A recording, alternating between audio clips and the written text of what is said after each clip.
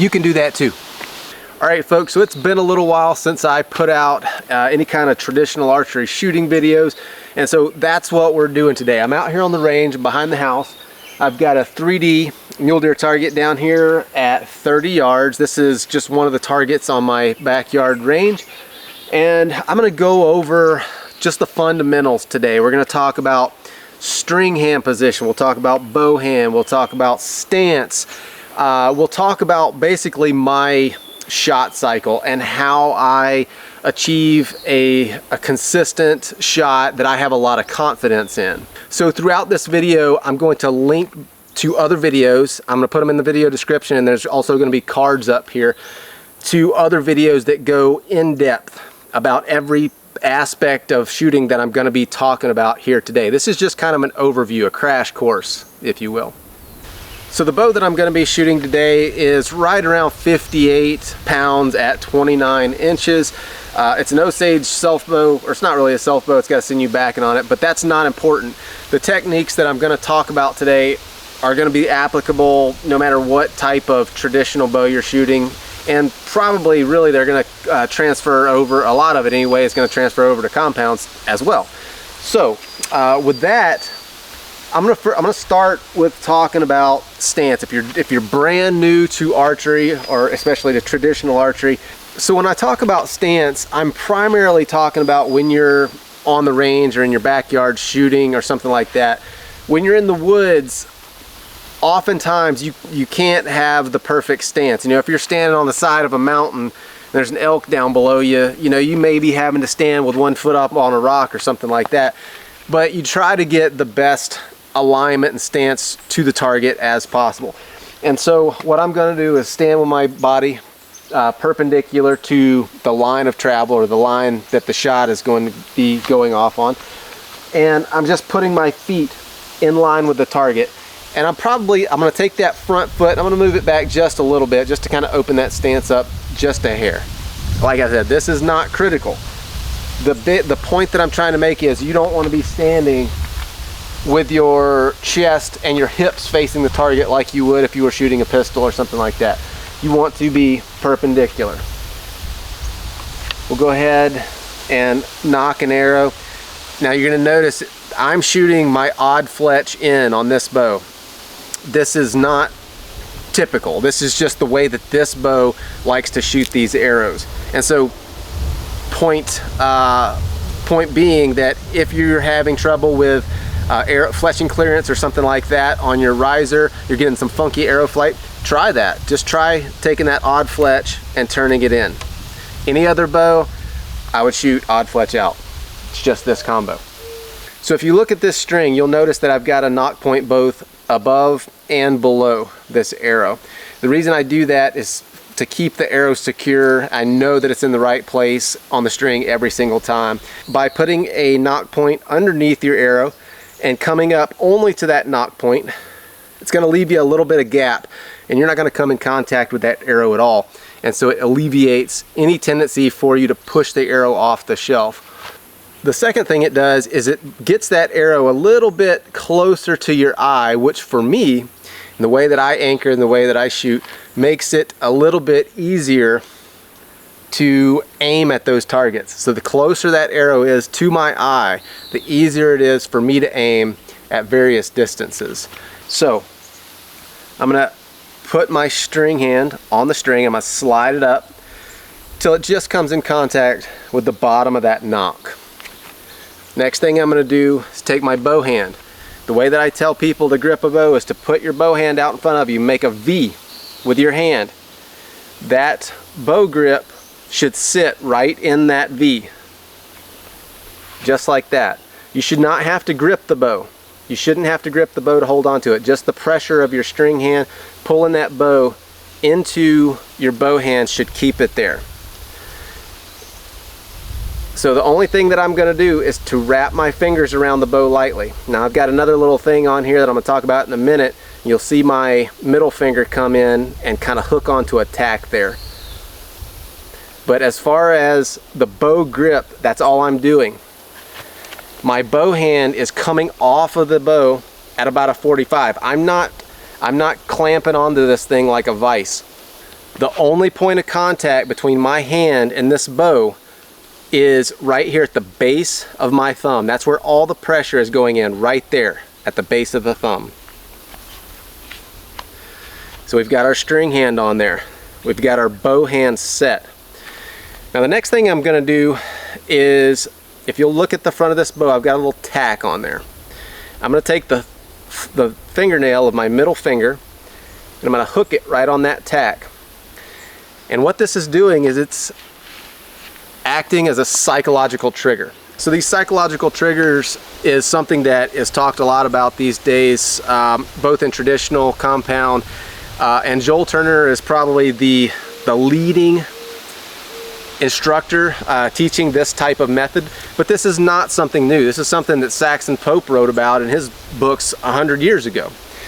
And he talked about actually drawing back until the barb of the broadhead touched his finger. That was his cue to release.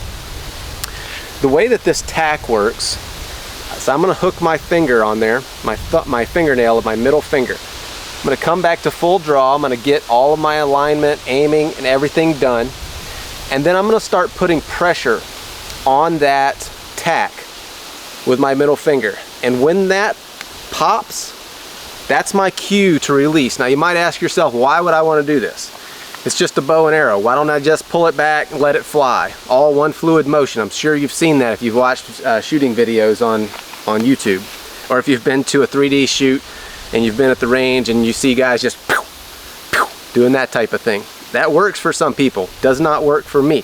And I'm going to go out on a limb here and say it doesn't work for 95% of the people that try it, although they want to believe it works for them. What this allows me to do is separate my release from every other aspect of my shot, because I 100% believe that shot anticipation, doesn't matter what kind of weapon you're shooting, whether it's a rifle, a pistol, a shotgun, a compound bow, or a traditional bow, anticipating the shot and flinching is the #1 problem that keeps people from developing a level of accuracy that they want to achieve. You can come back to full draw, you can have perfect form, you can have perfect everything, perfect stance, perfect everything. And if you anticipate the shot and you flinch or collapse a little bit, all of that is worthless. It's all out the window. It's the same thing if you think about shooting a rifle and you've got your rifle on a bench. You got the crosshairs lined up on your target and you punch that trigger. Well, you just messed up all of what you set up on the bench. It's the same thing here. And so what this tack allows me to do, I'm looking at the target, come back to full draw, anchor, aim. All of that is done. Now the only thing I have to think about is press, press, press, press, press, press, press, press until it pops. Once that pops, I've trained myself to release on that pop, and the arrow is gone before I know it, before I can put inputs into the shot, before I can put, as Joel says, pre-ignition movements into my shot.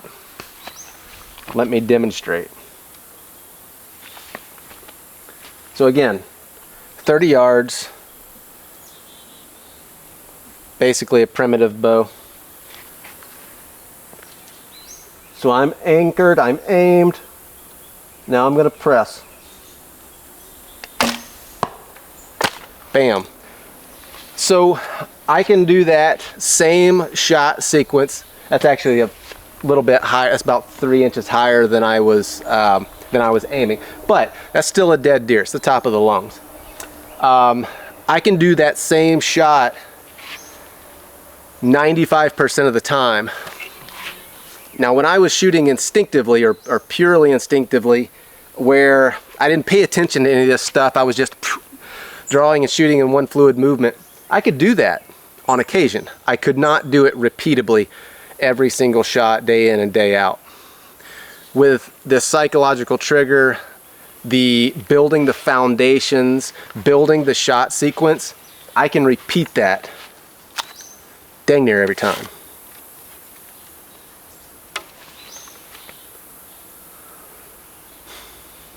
I'm going to bring that shot down just a wee bit.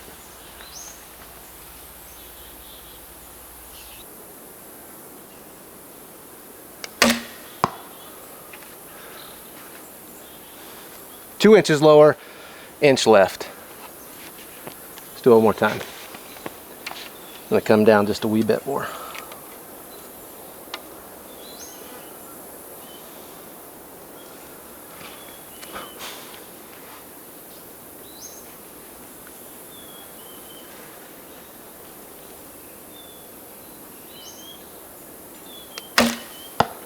Bam.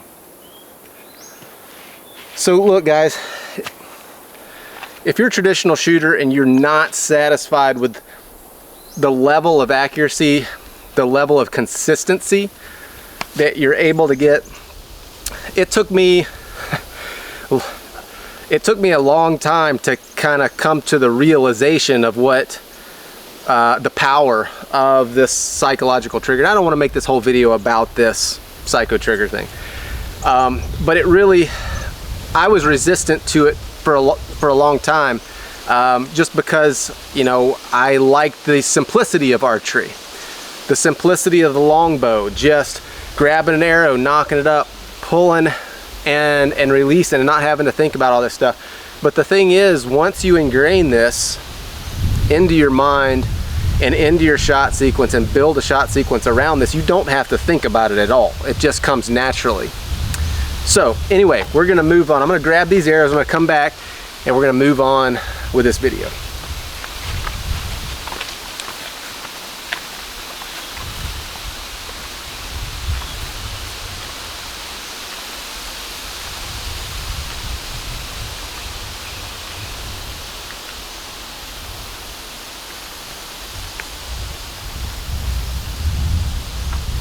All right, so I just want to mention real quickly, because I know I'm going to get questions about it, the quiver that I'm using here, this is made by Donnie Wilkerson, Creekwalker Trading, and the tab that I'm using is made by Omnivore's Quivers. I like it, it's well made, shoots good, been shooting it for 6 months maybe.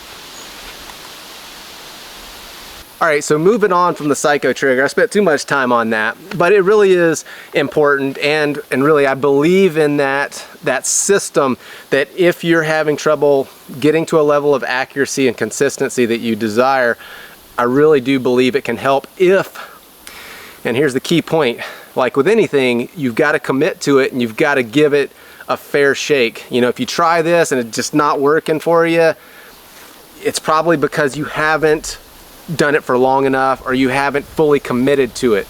I know I kind of waffled back and forth on it for quite a while, and finally just said, you know what, I'm committing to it 100%, and it really has helped a lot. So the anchor that you settle on, so let me back up, the fundamentals, the basis for good consistent shooting, no matter what you're shooting, whether it's a pistol, shotgun, rifle, all that stuff, is repeatability. And I hear this comment from time to time from people on the internet who like to think that they know what they're talking about, but they say, well, all you got to do is the same thing every single time. And that's exactly the case. They are absolutely 100% right. The problem is, how do you do that? How do you achieve that? Because although it sounds simple, it really presents a pretty significant problem in shooting. And so the way that you achieve that consistency is to develop proper form. You develop a bow grip that's the same and repeatable every single time. That's why I talked about the bow grip. You address the string the same every single time. You come to your same anchor, and the anchor that you decide on is going to be different for you than it is for me, just because of the way we're shaped. Some people will anchor with their thumb in that hollow underneath your ear and behind your jaw. That's a great one if you can get there. What I do is put my pointer finger on this bone underneath my, this cheekbone underneath my eye. That's anchor number one. I actually have two. The other one isn't as obvious, but it's in my back. When I come to full draw and I get good alignment with my bow arm, and I'll talk about this in just a minute. When I get good alignment, there's a little, I think it's the rhomboid. Somebody that knows more about anatomy would be able to tell us this. Underneath my shoulder blade, on the edge of my spine, right in here, I can feel that get into a knot. I mean, it just balls up. And if you're new to shooting these bows, that it might be a difficult thing for you to understand because you don't have that feeling for what good alignment feels like. And if I shoot a lightweight bow, if I shoot one left-handed, I don't get that same feeling because those muscles aren't developed yet. But if you shoot, you keep shooting, you focus on back tension and getting your proper alignment, you'll eventually develop those muscles and you'll get that feeling that I'm talking about with that muscle knotted up underneath your shoulder blade and against your spine. Now, good alignment in shooting these bows is absolutely critical. So I'm going to face the camera here and I'm going to show you first off what poor alignment looks like. You're going to see my elbow, my drawing elbow, sticking out this way. And sometimes you'll see this in movies, people that don't shoot bows acting like they shoot bows, but you see them drawing like this. I see pictures of that stuff all the time. It makes me chuckle. So I don't even know if I can draw this bow with like that with just my bicep, but I'm gonna try. There you go. So that right there, that's very, very bad. Very bad form. I'm using my bicep to draw the bow, and I have crappy alignment. So what we're trying to achieve here is through the arrow, through our forearm right here, we're trying to achieve a straight line. I don't want a bunch of tension built up in my wrist, because if I do that, I'm introducing another angle. So from the tip of the arrow through my wrist to my elbow, I want a straight line. And if I had a camera angle from straight above me, you'd be able to see that. So now I'm going to show you face on what good alignment looks like. So I like to start my draw in good alignment. I'm not starting like this. I'm starting with the bow already with the arrow in good alignment with my forearm. I'm rotating around, and you see my elbow. You shouldn't even be able to see my elbow. If I was like this, that's bad. Like this, good. And when I push that elbow around, I could feel all that tension go into my bicep. The reason that good alignment is so important with traditional archery is that it allows us to take advantage of our skeletal structure to draw and hold this bow at full draw. Your skeletal structure, when you've got good bone-on-bone alignment, let me set this bow down for a minute. When you've got good bone-on-bone alignment, you're much, much more steady. So you'll notice that when I break that shot, I'm pressing, pressing, pressing, pop, release. When I break that shot, my wrist, my fingers, my arm comes straight back. My hand, my fingers touch my shoulder. And that's not a conscious movement. That's a byproduct of good alignment and follow through. I'm not like saying, okay, I got to touch my shoulder, because I could shoot, fly way out here, and then touch my shoulder. That's not doing you any good. Your hand needs to naturally come to your shoulder. That's a byproduct of good back tension. So I'm not going to get super in-depth in how I'm aiming. I've got a whole video that explains that in depth. But just to explain, basically I'm using the tip of my arrow to line up my left and right. Now, the elevation is just ingrained in my mind. Like, I don't know, at 20 yards, I don't know how far below my the target my arrow is. I just know what it looks like through the sight picture because I shoot all the time with this bow and arrow setup. If I were to change bow and arrow setups or change weight of the bow or the weight of the arrow, it's going to change the trajectory, and then I'm going to have to relearn that. Basically, I'm going to have to relearn that trajectory and what my sight picture looks like at some given distance. But with this bow and arrow setup, I know that at 30 yards, I need to aim about 5 inches below what I want to hit.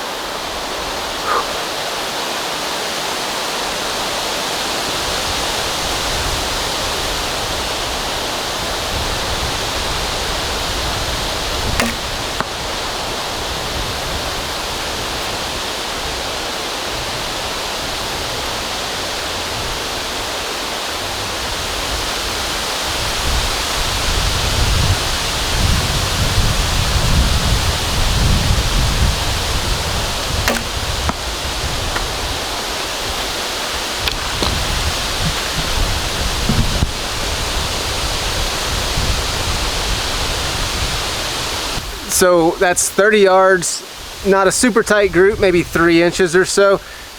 Plenty enough to kill a deer. That's all I'm worried about.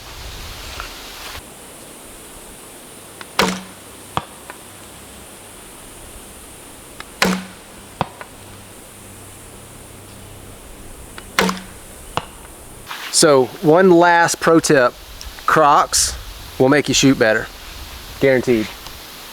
Hope you enjoyed it.